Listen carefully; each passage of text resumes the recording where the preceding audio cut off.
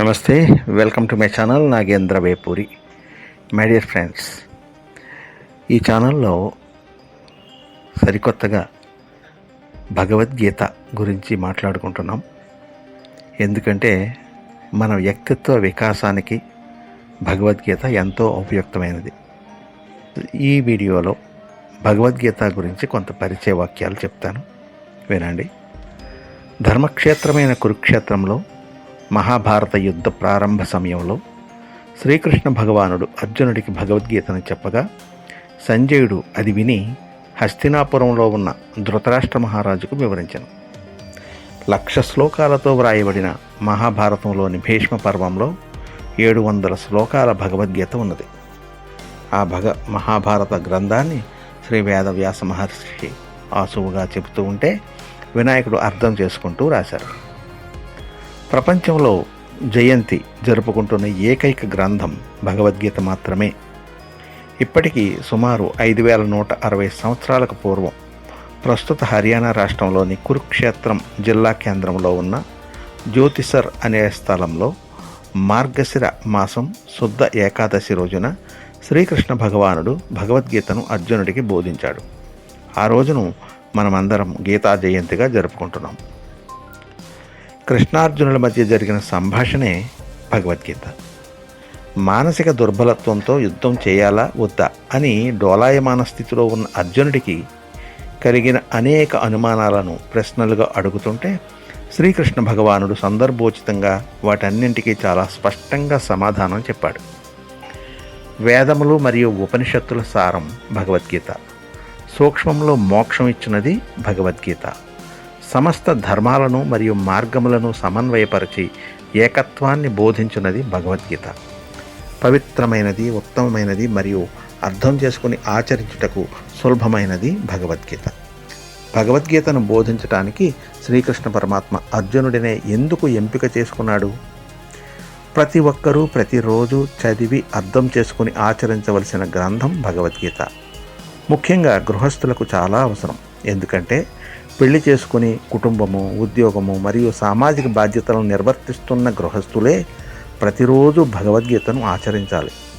అందుకనే శ్రీకృష్ణ భగవానుడు గృహస్థుడైన అర్జునుడిని ఎంపిక చేసుకున్నాడు. అర్జునుడు ఎన్నో యుద్ధాలు చేసి విజయాలు సాధించిన మహావీరుడు. భగవద్గీత విన్న తరువాత అర్జునుడిలో వైరాగ్యం కలిగి కాషాయ వస్త్రాలు ధరించి సన్యాసం స్వీకరించి భార్య పిల్లలను మరియు రాజ్యాన్ని త్యజించి అడవులకు పారిపోలేదు. తన క్షాత్ర ధర్మాన్ని తెలుసుకున్నాడు. కార్యోన్ముఖుడై అయ్యాడు. ధర్మయుద్ధం చేసి తన కర్తవ్యాన్ని నిర్వర్తించాడు. కాబట్టి భగవద్గీతను చదవటానికి ఎవరూ భయపడవలసిన అవసరం లేదు. అర్జునుడిని మాధ్యమంగా పెట్టుకుని మనందరి కోసం భగవద్గీత చెప్పబడింది. సంసార జీవితంలో కూరుకుపోయిన మనకు కర్తవ్యాన్ని బోధించడానికి ప్రతి ఒక్కరి కోసం భగవానుడు అవతరించడు. ప్రతి సందర్భంలో ప్రతి ఒక్క సమస్యకు భగవంతుడు స్వయంగా చెప్పిన భగవద్గీతయే మనకు మార్గదర్శనం చూపిస్తుంది. అందుకనే ప్రతి ఒక్కరూ భగవద్గీతను సమగ్రంగా అధ్యయనం చేసి అర్థం చేసుకొని ప్రతిరోజు ఆచరించాలి.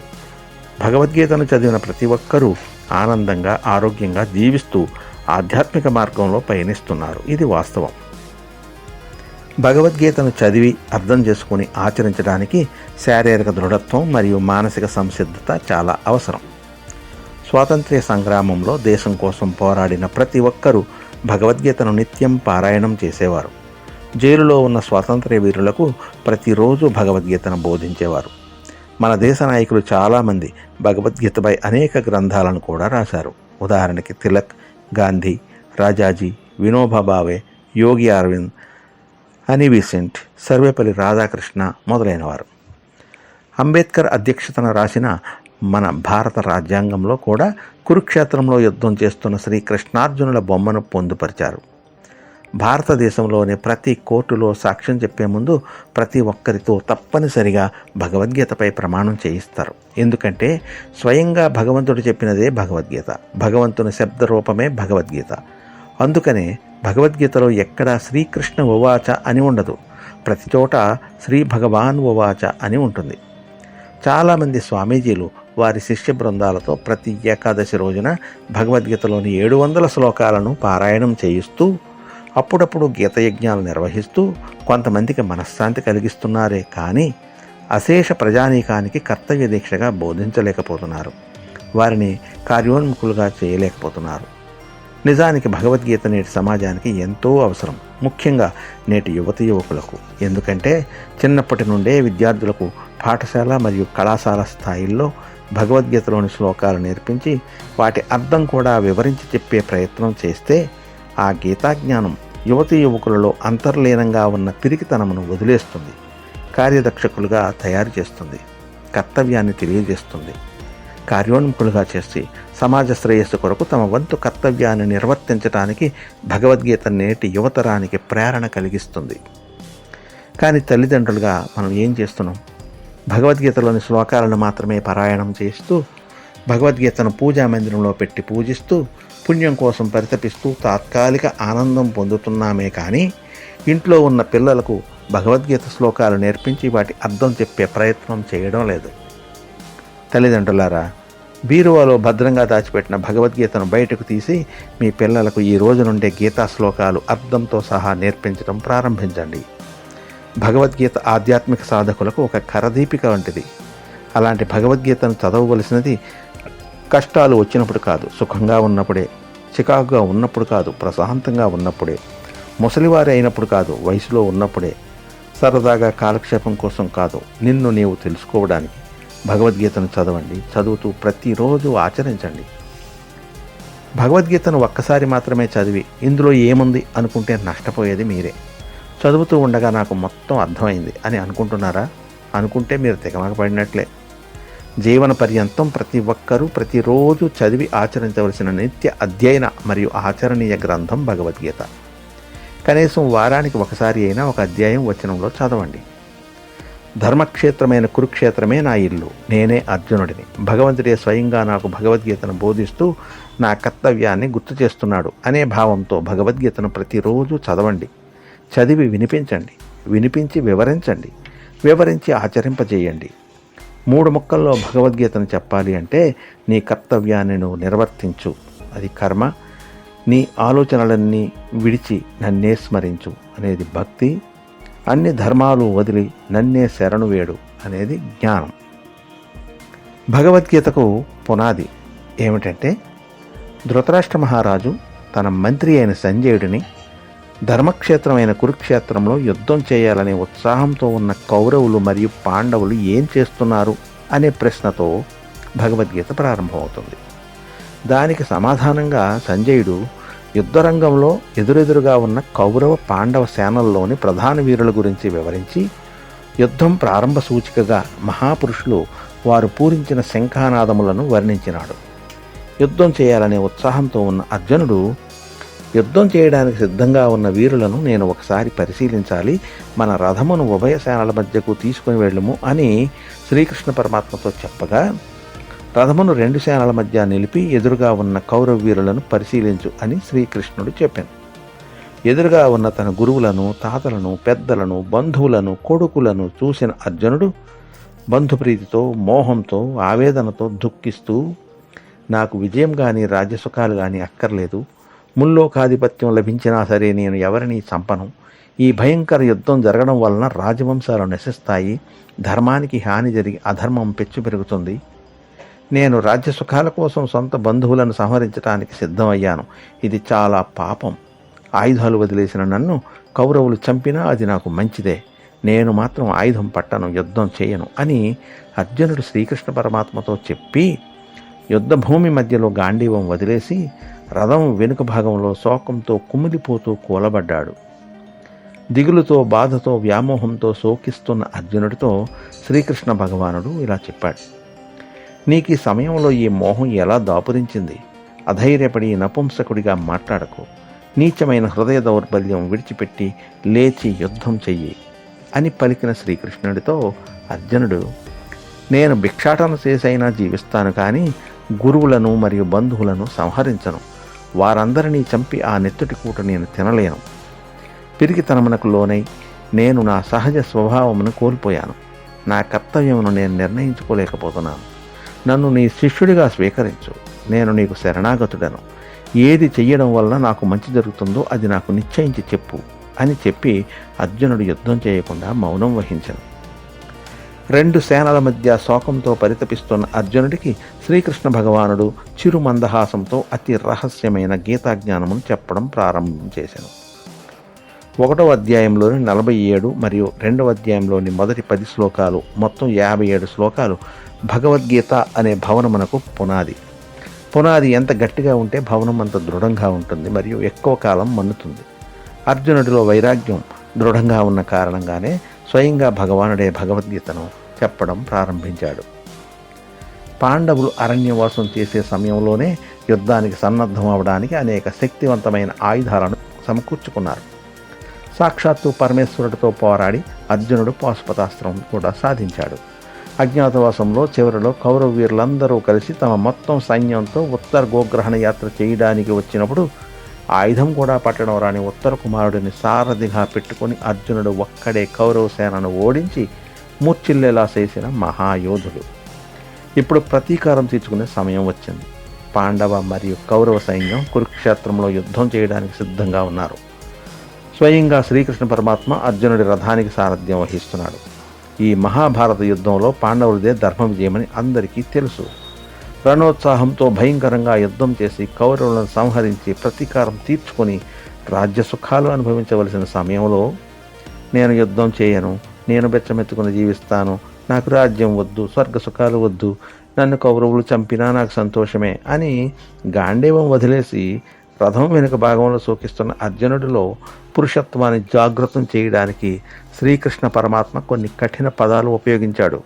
అవి కష్మలం అంటే నీ మనసుకు మకిలి పట్టింది అని, క్లైబ్యం అంటే నీవు నపుంసకుడిగా మాట్లాడుతున్నావు అని, హృదయ దౌర్బల్యం నీది కరుణ కాదు హృదయ దౌర్బల్యం అని, ప్రజ్ఞావాందాం చ భాషసే నీవి అతి తెలివితేట మాటలు అని అనే మాటలతో మహావీరుడైన అర్జునుడిలో పౌరుషాన్ని రగిలించే ప్రయత్నం చేసి యుద్ధాన్ని చేయమని ప్రోత్సహించాడు శ్రీకృష్ణుడు. కానీ అర్జునుడిలో బాధ, ఆవేదన, శోకము నటన కాదు మరియు తాత్కాలికమైనవి కూడా కాదు. అర్జునుడిలోని వైరాగ్యం దృఢమైనది అని తెలుసుకుని దానికి గీతాజ్ఞానమే సరైన పరిష్కారం అని భావించి శ్రీకృష్ణ భగవానుడు భగవద్గీతను చెప్పడం ప్రారంభం చేశాడు.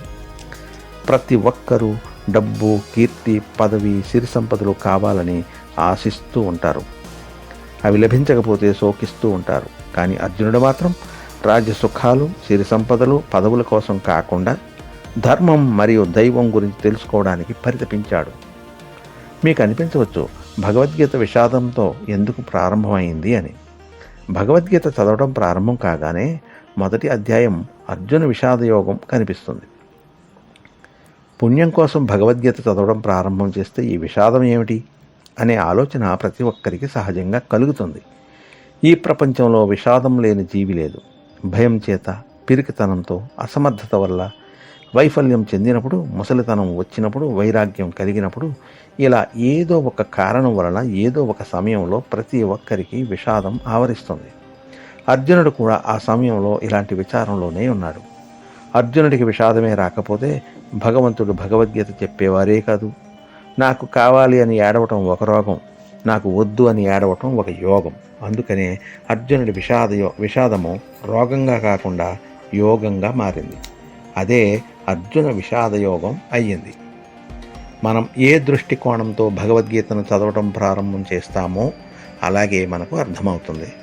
ఈ భూమిపై ఉన్న 84 లక్షల జీవరాశుల్లో మనిషి ఒక్కడు. జంతువునాం నరజన్మ దుర్లభం. మానవ జన్మ లభించడం చాలా కష్టం. మానవుడిగా జన్మించిన మనకి ప్రతి సందర్భంలో కొన్ని ప్రశ్నలు ఎదురవుతాయి.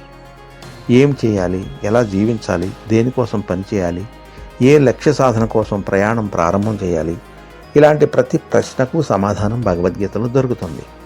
భగవద్గీతను చదవవలసింది మీరే, అర్థం చేసుకుని ఆచరించవలసింది కూడా మీరే, లక్ష్యం నిర్దేశించుకొని పనిని ప్రారంభం చేయవలసింది మీరే. మీ శరీరాన్ని అందంగా, ఆరోగ్యంగా ఉంచుకోవడానికి ఎన్నో ప్రయత్నాలు చేస్తారు, ఎంతో డబ్బు ఖర్చు పెడతారు. మరి మీ మనసును నియంత్రించడానికి మీరు ఏం చేస్తున్నారు? భగవద్గీతను యుద్ధ సమయంలో చెప్పారు కాబట్టి హింస చేయమని ప్రేరేపిస్తుంది అని అనుకుంటూ ఉంటారు చాలామంది. యుద్ధం అనగానే కత్తులు, తుపాకులు, బాంబులు, బాణాలు అని ఊహించుకుంటారు కొందరు. యుద్ధం అంటే యుద్ధభూమిలో జరిగేది మాత్రమే కాదు, బాహ్యంగా దేశాల మధ్య లేదా రాజ్యాల మధ్య జరిగేది మాత్రమే యుద్ధంగా భావించవద్దు. ప్రతిరోజు నీలో జరిగే మానసిక సంఘర్షణ కూడా ఒక యుద్ధమే. నీవు నీ మనసుతో ప్రతి క్షణం పోరాడుతూనే ఉన్నావు.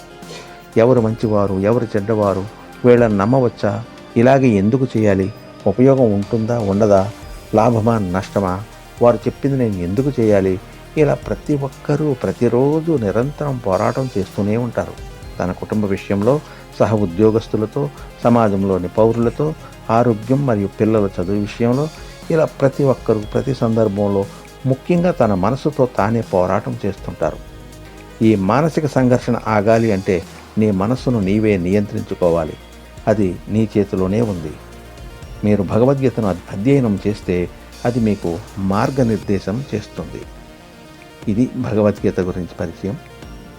మీకు నచ్చినట్లయితే లైక్ చేయండి, కామెంట్ చేయండి, అలాగే మీ ఫ్రెండ్స్కి షేర్ చేయండి. ఇంతవరకు మీరు నా ఛానల్కి సబ్స్క్రైబ్ చేసుకోకపోతే వెంటనే సబ్స్క్రైబ్ చేసుకోండి.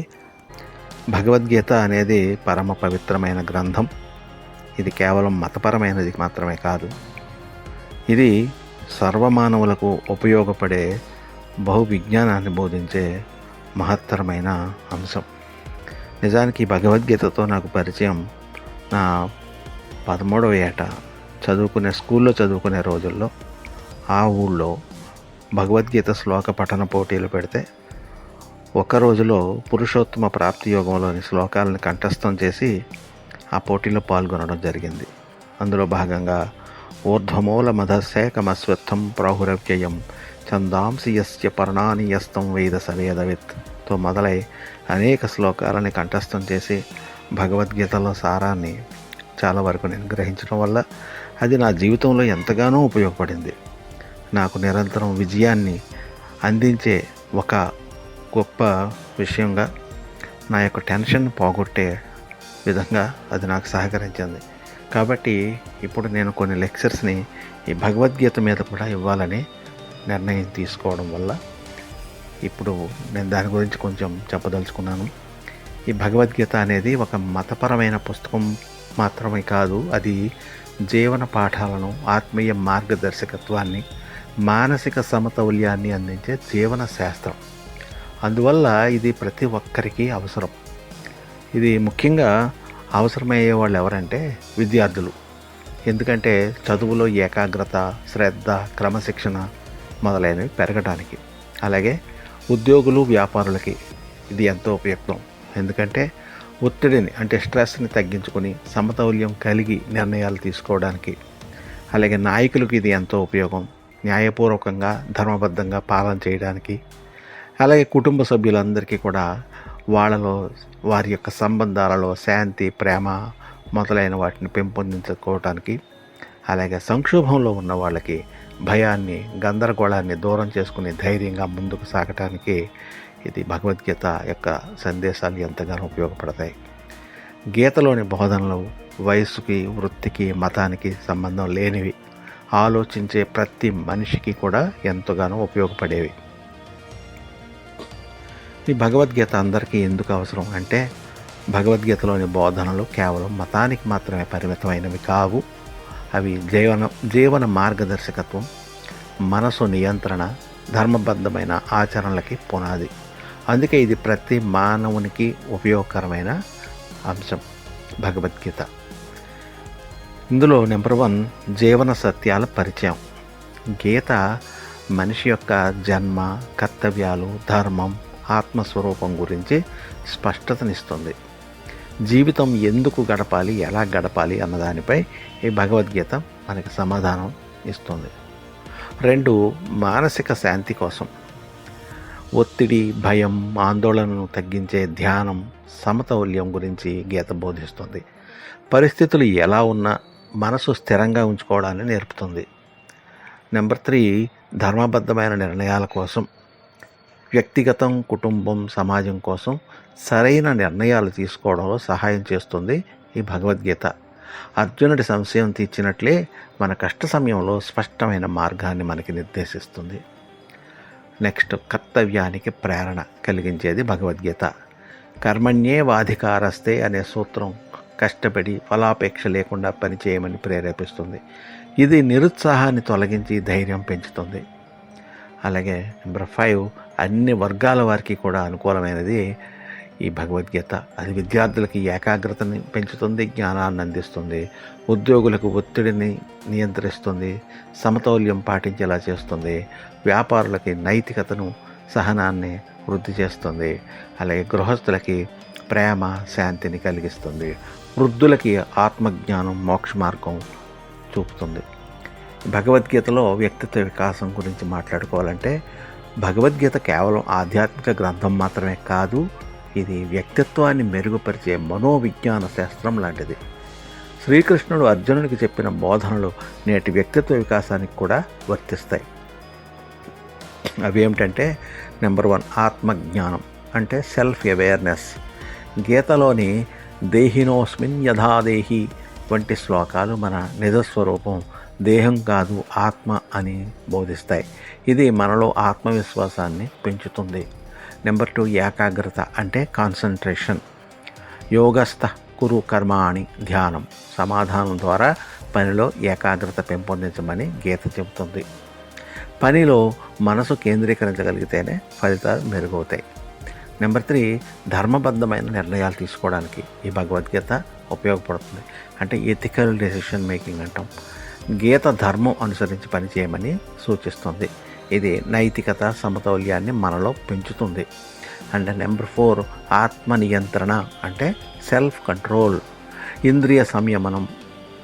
అలాగే గీతలో ముఖ్యమైన అంశం కోపం, లోభం, అసూయ వంటి మనసును కుదిపే భావాల్ని నియంత్రించమని నేర్పుతుంది భగవద్గీత.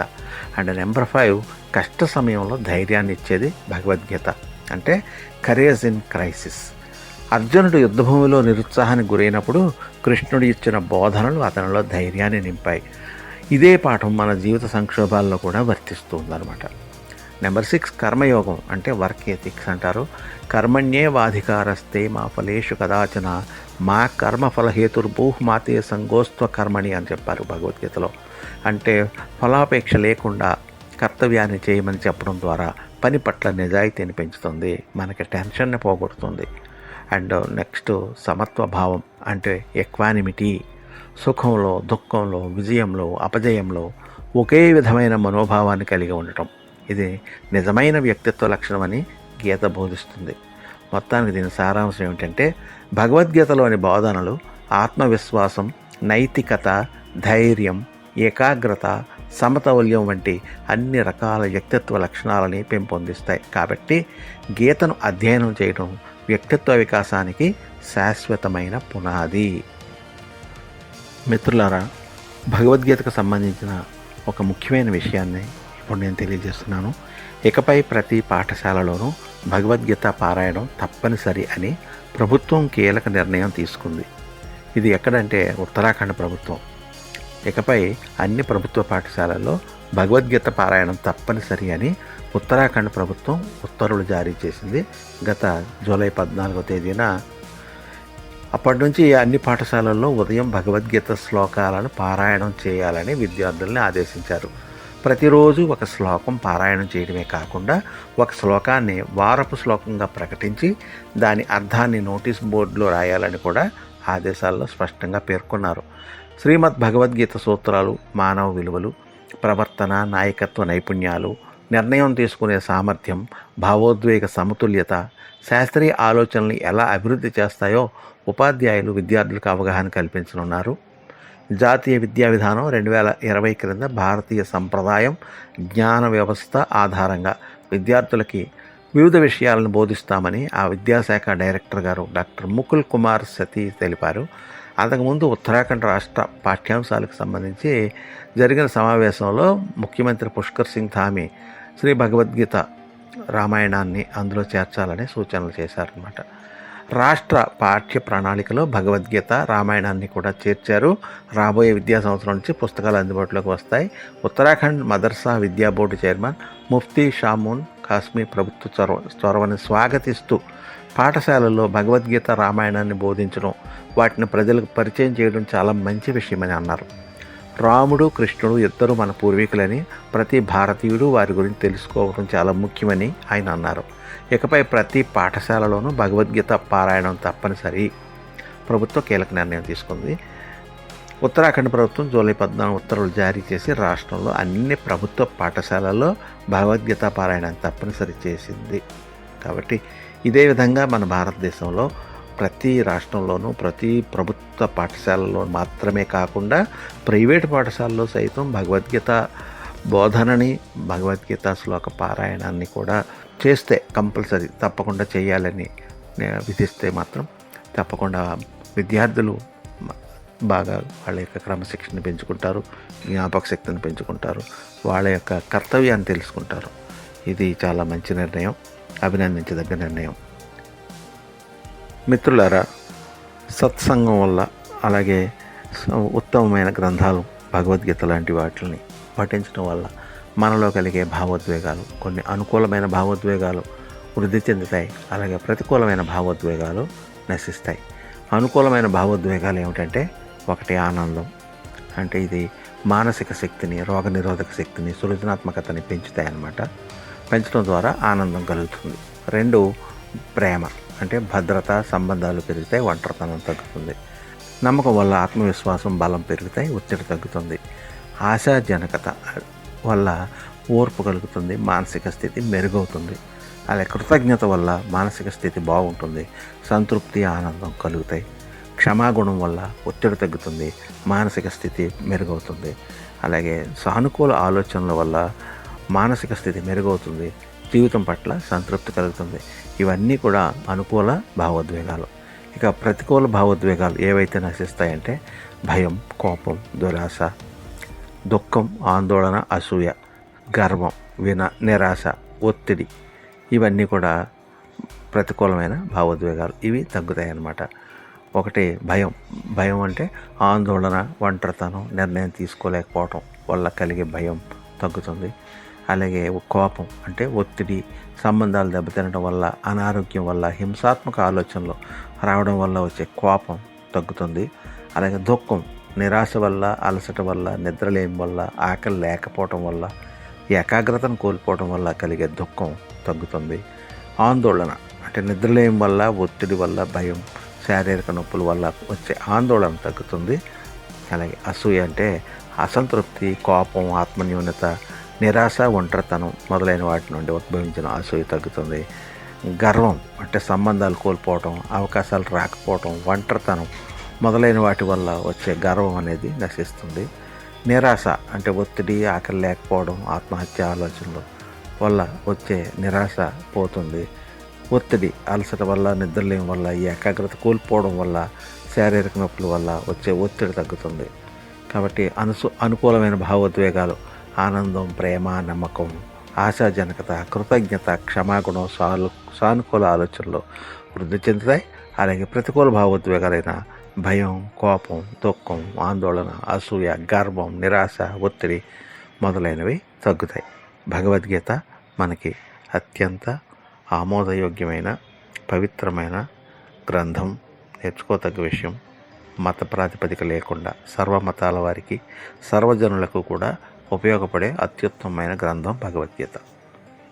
సో ఇంతకుముందు భగవద్గీత వ్యక్తిత్వ వికాసానికి సంబంధించిన గ్రంథం అని, భగవద్గీత చదవటం వల్ల కలిగే ఫలితాల గురించి మాట్లాడడం జరిగింది. ఈ రోజున భగవద్గీత యొక్క సారం గురించి మాట్లాడుకుందాం, కొన్ని అధ్యాయాల వారీగా. మొదటిగా భగవద్గీత శ్లోకాలను కంఠస్థం చేయటం వల్ల ఉపయోగాలు ఏమిటో ఒకసారి తెలుసుకొని ఆ తరువాత అసలు విషయంలోకి పెడదాం. భగవద్గీత శ్లోకాలను కంఠస్థం చేయడం వలన మాట స్పష్టత, నోటి ఉచ్చారణ బాగుంటుంది. విద్యార్థుల్లో జ్ఞాపక శక్తి పెరుగుతుంది. చిన్నతనంలో సహజంగా ఉండే నెత్తిపోయి ఏ భాష అయినా అనర్గళంగా మాట్లాడగలుగుతారు. శ్లోకాలు స్పష్టంగా చదవటం వస్తే ఎలాంటి కఠిన పదాలు అయినా తేలికగా చదవగలుగుతారు. బీజాక్షరాలు ఉన్న భగవద్గీత శ్లోకాలు ప్రతిరోజు చదవడం వలన శరీరంలోని నాడులు ఉత్తేజం చెంది జీవితాంతం ఆరోగ్యంగా జీవిస్తారు.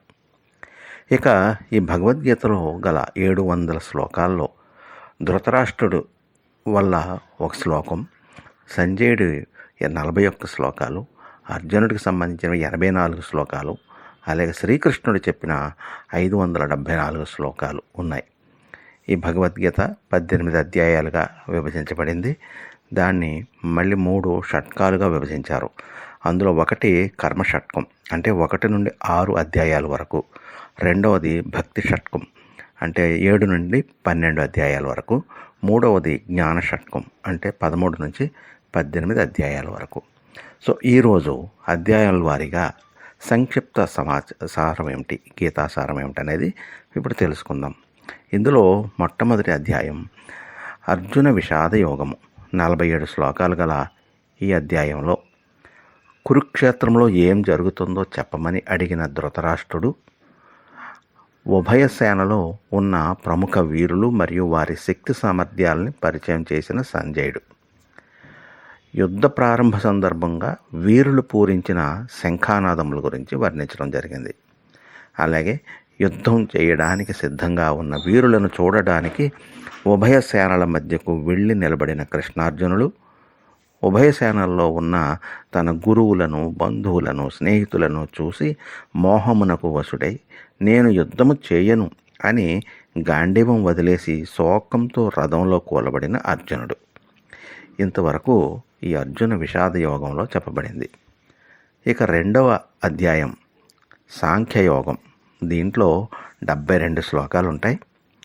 వాటి యొక్క సారం ఏమిటంటే, అర్జునుడిలో పౌరుషాన్ని రగిలించి యుద్ధం చేయమని ప్రోత్సహించిన శ్రీకృష్ణుడు, భిక్షమెత్తుకైనా జీవిస్తాను కానీ యుద్ధం మాత్రం చేయనని చెప్పి విషాదంతో శ్రీకృష్ణుని శరణు వేడి శిష్యునిగా మారిన అర్జునుడు, భగవద్గీతను చెప్పడం ప్రారంభం చేసి మొట్టమొదట ఆత్మతత్వాన్ని వివరించిన శ్రీకృష్ణుడు,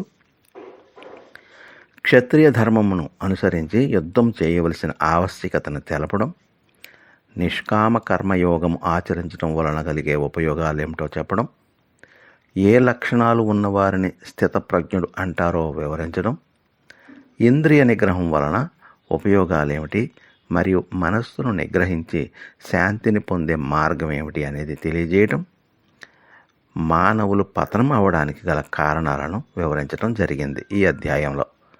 ఈ రెండవ అధ్యాయమైన సాంఖ్యయోగాన్ని సంక్షిప్త గీత అని కూడా అంటారు. ఎందుకంటే గీతాసారం మొత్తాన్ని ఈ అధ్యాయంలో చెప్పబడడం జరిగింది సంక్షిప్తంగా. సాంఖ్యం అనగా జ్ఞానం అని అర్థం.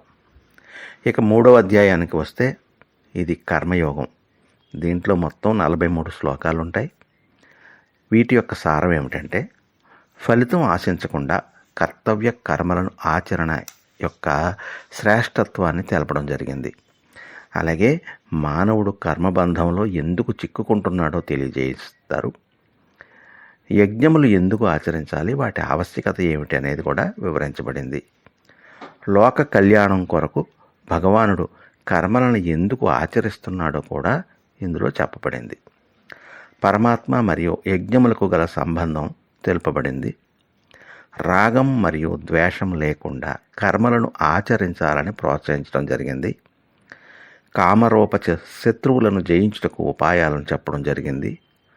స్వధర్మమునే ఎందుకు ఆచరించాలో వివరించడం జరిగింది ఈ కర్మయోగంలో 3వ అధ్యాయం. ఇక 4వ అధ్యాయం జ్ఞాన కర్మ సన్యాస యోగం. దీంట్లో 42 శ్లోకాలు ఉంటాయి. వాటి యొక్క సారం ఏమిటంటే, గీతాజ్ఞానం ఎక్కడి నుండి ప్రారంభమయ్యిందో వివరించబడింది. భగవంతుడు ఎందుకు ఎప్పుడు ఈ భూమిపై అవతారాలను ఎత్తుతున్నాడో చెప్పబడింది. యోగ్యులైన మహాత్ముల ఆచరణ, వారి మహిమలను వివరించడం జరిగింది. మానవులని 4 వర్ణాలుగా ఎందుకు సృష్టించారు అనేది కూడా చెప్పబడింది. సాధకుడు పరమాత్మ జ్ఞానమును గురువు ద్వారా పొందటానికి ఉపాయాలేమిటో చెప్పబడింది. కర్మతత్వం ఎన్ని రకాలు, కర్మబంధంలో చిక్కుకోకుండా ఉండటం ఎలాగో కూడా తెలియచేయబడింది. ఇంకా యజ్ఞములు ఎన్ని రకాలు, వాటి ఫలితాలు ఏమిటనేది వివరించబడింది. జ్ఞానం వలన కలిగే లాభాలు ఏమిటనేది కూడా చెప్పబడింది. పాపం అంటే ఏమిటి, పాప సముద్రం నుండి బయటపడడానికి సులువైన మార్గాలు ఏమిటి అనేవి కూడా ఈ అధ్యాయంలో వివరించబడింది. ఇక 5వ అధ్యాయం గురించి చెప్పాల్సి వస్తే దీని పేరు కర్మ సన్యాస యోగము. దీంట్లో మొత్తం 29 శ్లోకాలు ఉన్నాయి.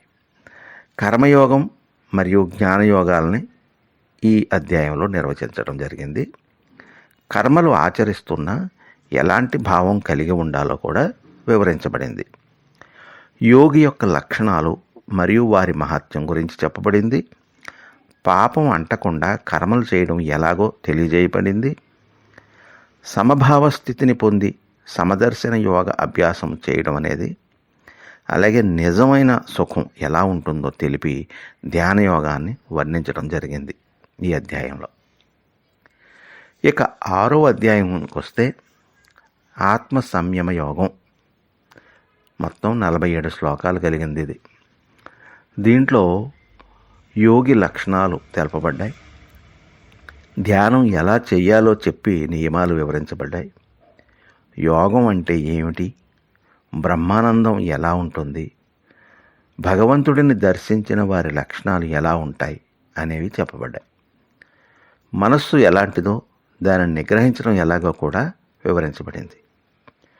యోగ సాధన మధ్యలో మరణించిన వారి పరిస్థితి మరియు పునర్జన్మలో వారు ఎక్కడ పుడతారో కూడా వివరించబడింది. ధ్యాన యోగి యొక్క మహిమ కూడా ఈ అధ్యాయంలో తెలపబడింది. ఇక 7వ అధ్యాయం జ్ఞాన విజ్ఞాన యోగము. దీంట్లో 30 శ్లోకాలు ఉంటాయి.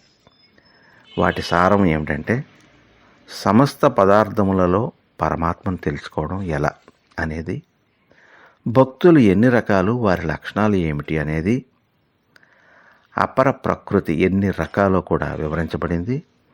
ఇతర దేవతలను ఎవరు పూజిస్తారు, ఎందుకు పూజిస్తారో కూడా తెలియజేయబడింది.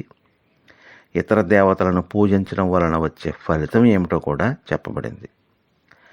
భగవంతుడి స్వరూపం తెలుసుకోలేని వారి దుస్థితి గురించి, భక్తితో పూజించిన వారి మహిమల గురించి ప్రస్తావించడం జరిగింది ఈ అధ్యాయంలో. ఇక 8వ అధ్యాయం అక్షర పరబ్రహ్మ యోగం. దీంట్లో 28 శ్లోకాలు ఉంటాయి. అది అధిభూతం, అధిదైవం, అధియజ్ఞముల గురించి 7 ప్రశ్నలు అడిగిన అర్జునుడు భగవంతుడు వాటికి చెప్పిన సమాధానాలు ఏమిటి అనేవి ఈ అధ్యాయంలో ఉన్నాయి. అలాగే పరమాత్మ ఎలా ఉంటాడో వివరించి పరమాత్మను పొందే ఉపాయం తెలుపబడింది. బ్రహ్మ జీవితకాలం మరియు ఈ జగత్ యొక్క సృష్టి నాశనాల గురించి కూడా వివరించబడింది. మరుజన్మలో ఏ రూపం పొందుతామో కూడా ఇందులో తెలియజేయబడింది. శుక్లపక్షం మరియు కృష్ణపక్షం మార్గాల గురించి చెప్పబడింది. ఏ కాలంలో మరణిస్తే ఎలాంటి ఫలితం కలుగుతుంది, అలాగే మోక్షం పొందడానికి మార్గం ఏమిటి అనేవి కూడా ఈ అధ్యాయంలో వివరించబడ్డాయి. ఇక 9వ అధ్యాయం రాజవిద్య రాజగుహ్య యోగం గురించి 38 శ్లోకాల్లో వివరించబడింది. వీటి సారం ఏమిటంటే ప్రాణులకు ఆది అంతములు ఎలా సంభవిస్తాయో వివరించబడింది.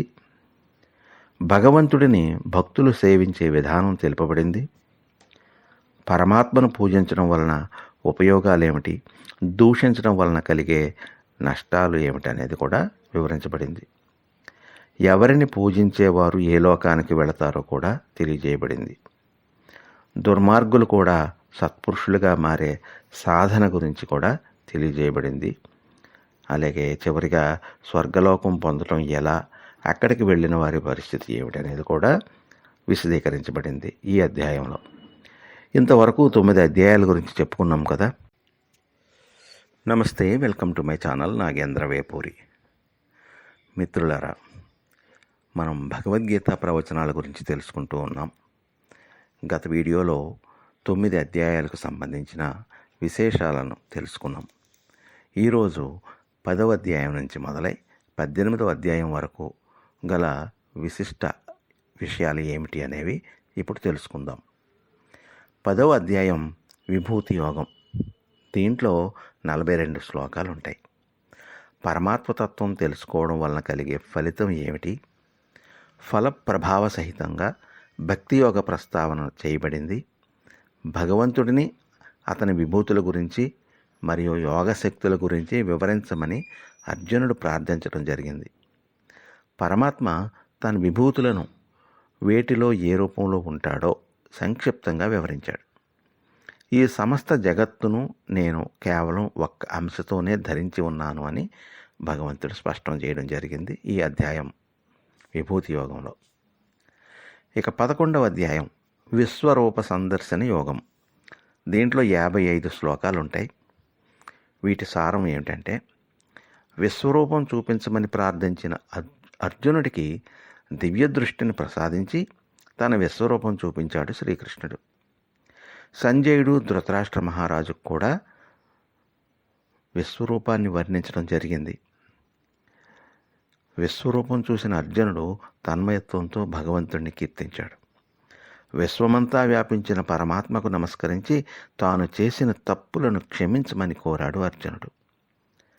భగవంతుడు తన ప్రభావమును వర్ణించి యుద్ధం చేసి కీర్తిని పొందమని అర్జునుడిని ప్రోత్సహించాడు. సాధారణ రూపంలో దర్శనం ఇవ్వమని అర్జునుడు ప్రార్థించగా భగవంతుడు సాధారణ రూపానికి వచ్చాడు. భక్తి లేని వారు విశ్వరూపం దర్శించడం దుర్లభం అని తెలియజేశాడు భగవంతుడు. ఇది 11వ అధ్యాయం విశ్వరూప సందర్శన యోగం యొక్క సారం.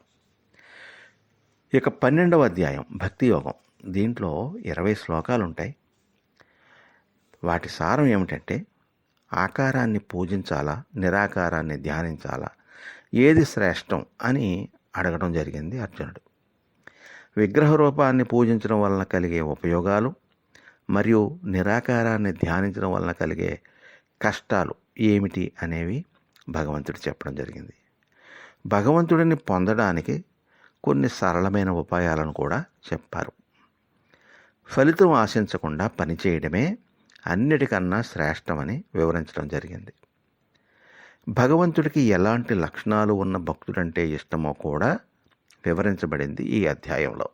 ఇది భక్తి యోగం. ఇక 13వ అధ్యాయం క్షేత్రజ్ఞ యోగం. దాంట్లో 34 శ్లోకాలు ఉన్నాయి. వాటి సారం ఏమిటంటే, నిజమైన జ్ఞానం అంటే ఏమిటో తెలియజేయబడింది. జ్ఞానం పొందడానికి గల సాధనాలు ఏమిటో వివరించబడింది. క్షేత్రము మరియు క్షేత్రజ్ఞుల గురించి వర్ణించబడింది.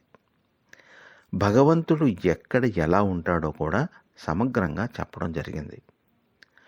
జీవులకు ఉత్తమ అధమ పునర్జన్మలు ఎందుకు కలుగుతున్నాయో కారణం తెలుపబడింది.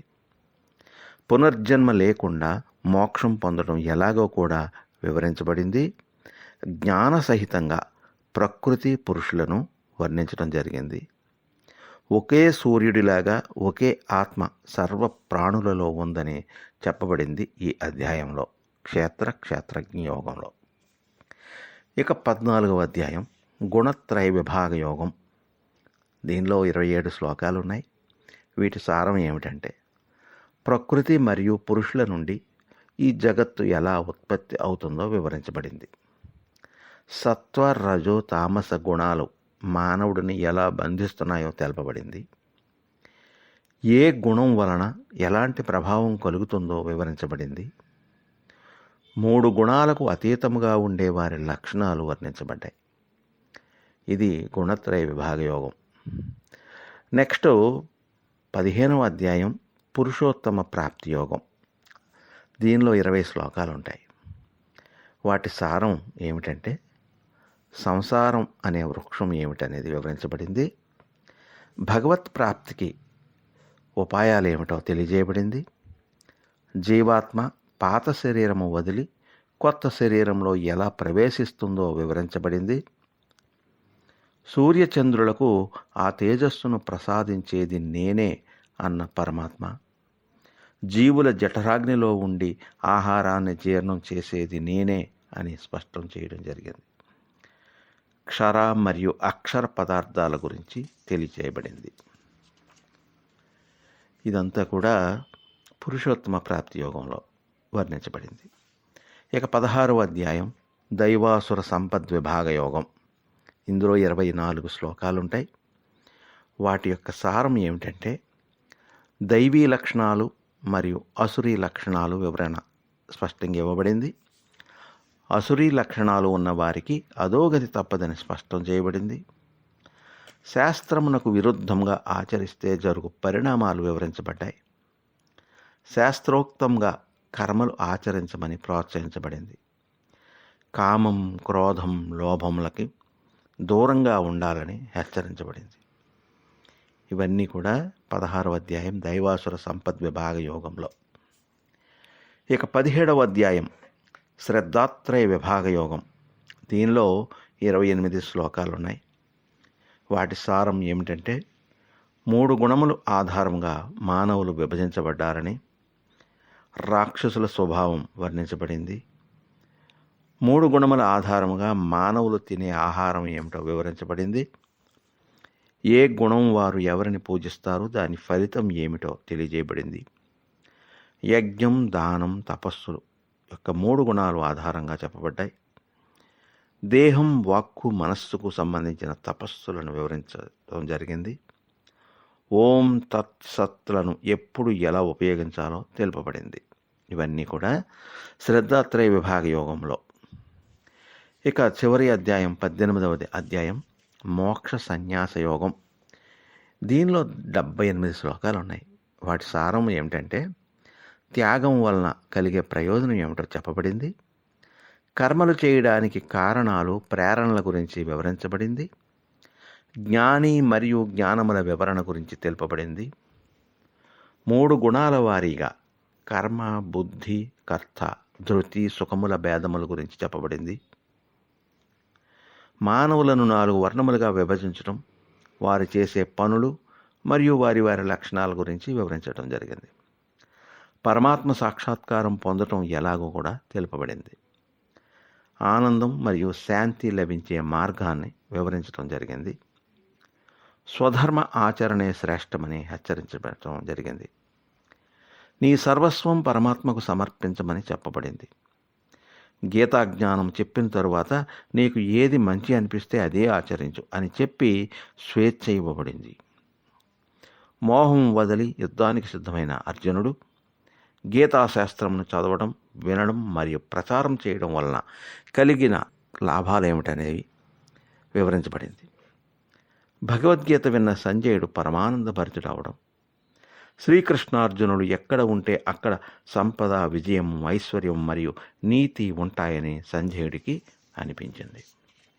ఇవన్నీ కూడా ఈ 18వ అధ్యాయం మోక్ష సన్యాస యోగం యొక్క సారం. సో వీటితో 18 అధ్యాయాల యొక్క సారం చెప్పడం పూర్తయింది.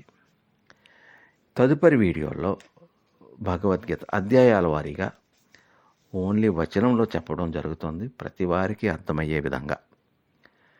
ఎందుకంటే శ్లోకాల రూపంలో ఉన్న భగవద్గీతను సామాన్య ప్రజలకు చెప్పినా అర్థం చేసుకోవడం చాలా కష్టం. కాబట్టి అందరి కోసం, అందరికీ అర్థమయ్యే రీతిలో వచనంలో భగవద్గీత తర్జుమా చేయబడి ఉంది. ఆ భగవద్గీతను మీకు తదుపరి వీడియోల్లో అధ్యాయాల వారీగా వివరించబడుతుంది. ఇదంతా విన్నందుకు ధన్యవాదాలు. మీకు నచ్చితే లైక్ చేయండి, కామెంట్ చేయండి, అలాగే మీ ఫ్రెండ్స్కి షేర్ చేయండి. మీరు ఇంతవరకు నా ఛానల్కి సబ్స్క్రైబ్ చేసుకుని ఉండకపోతే వెంటనే సబ్స్క్రైబ్ చేసుకోండి. ధన్యవాదాలతో మీ నాగేంద్ర వేపూరి.